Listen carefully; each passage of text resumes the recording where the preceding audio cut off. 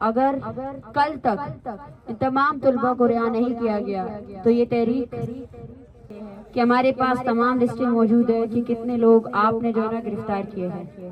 اور اسلام آباد انتظامیہ کی اس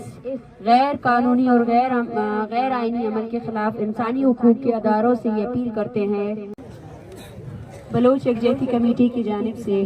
بلوچ نسل کشی کے خلاف تحریک کا آج 31واں دن ہے، کیونکہ اسلام آباد پہنچتے ساتھ ہی اسلام آباد پولیس کی جانب سے یہاں پہ اسلام آباد میں بلوچ اسٹوڈنٹس پر تشدد کیا گیا، عورتوں پر تشدد کیا، جس دوران 300 سے زائد اسٹوڈنٹس کو جو ہے نا گرفتار کیا گیا۔ اس کے لیے ہم نے اسلام آباد پولیس کو 3 دن کا الٹیمیٹم دیا تھا کہ وہ گرفتار ساتھیوں کو رہا کرے اور ساتھ میں جو FIRs انہوں نے کیے ہیں پورے تحریک کے دوران ان سب کو ختم کریں۔ آج ہمارے 166 کے قریب جو ہے نا ساتھی رہا ہوئے ہیں، لیکن ان میں پھر سے تشویشناک صورتحال یہ ہے کہ ڈاکٹر ظہیر بلوچ جو کہ PhD کے اسکالر ہیں، ان کا ابھی تک کوئی ٹریس نہیں ہے کہ وہ کہاں ہیں۔ ہم سمجھتے ہیں کہ ڈاکٹر ظہیر بلوچ کو جبری طور پر گمشدہ کیا گیا ہے اور ان کی جان کو شدید خطرہ لاحق ہے۔ ڈاکٹر ظہیر بلوچ سمیت 100 سے زائد ایسے اسٹوڈنٹس ہیں جن کی ویئر اباؤٹس ہمیں نہیں پتہ ہے۔ ہم اسلام آباد پولیس سے یہ اپیل کرتے ہیں کہ وہ دروغ گوئی نہیں کرے۔ دروغ گوئی کی بنیاد پر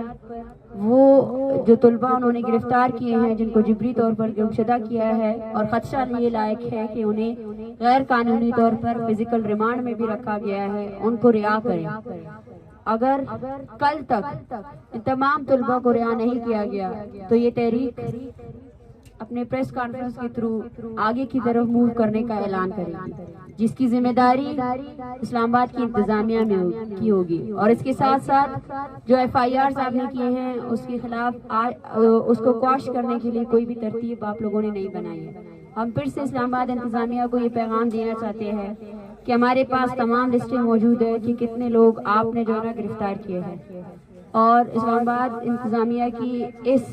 غیر قانونی اور غیر آئینی عمل کے خلاف انسانی حقوق کے اداروں سے یہ اپیل کرتے ہیں کہ وہ اسلام آباد انتظامیہ کو کمپیل کرے کہ ڈاکٹر ظہیر بلوچ، جن کو انہوں نے فزیکل ریمانڈ میں رکھا ہوا ہے، اسے رہا کرے، اور اس سمیت 100 سے دیگر۔ اور میں یہ بھی کہنا چاہوں گی کہ ان گرفتار لوگوں میں ایسے سینکڑوں افراد موجود ہیں جو تربت سے مارچ کا حصہ بنے ہوئے ہیں، جس میں سہیل کے بھائی، غلام فاروق کے بیٹے، اور ساتھ میں ہمارے مارچ میں شرکت کرنے والے اور بہت سے افراد موجود ہیں۔ رکھنے سے جو ہے نا درماغ کی فیملی ہمارے ساتھ موجود تھی۔ جب ہم تونسا پہنچے تو ان کے گھر میں فوتگی ہوئی تھی، لیکن انہوں نے اس فوتگی کا بھی خیال نہیں رکھا اور وہ مارچ کا حصہ بنے رہے۔ انہیں آج تیسرے دن گرفتار کر رکھا ہے اور نہ ہی ان کے خلاف کوئی کیس ہے، نہ FIR ہے۔ تو یہ آپ کی اسلام آباد پولیس کی اصل شکل ہے،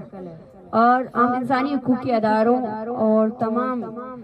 ذمہ دار جو سیاسی ورکران ہیں ان سب سے اپیل کرتے ہیں کہ وہ اسلام آباد پولیس پر زور دے کہ وہ ان تمام لوگوں کو رہا کرے۔ Thank you.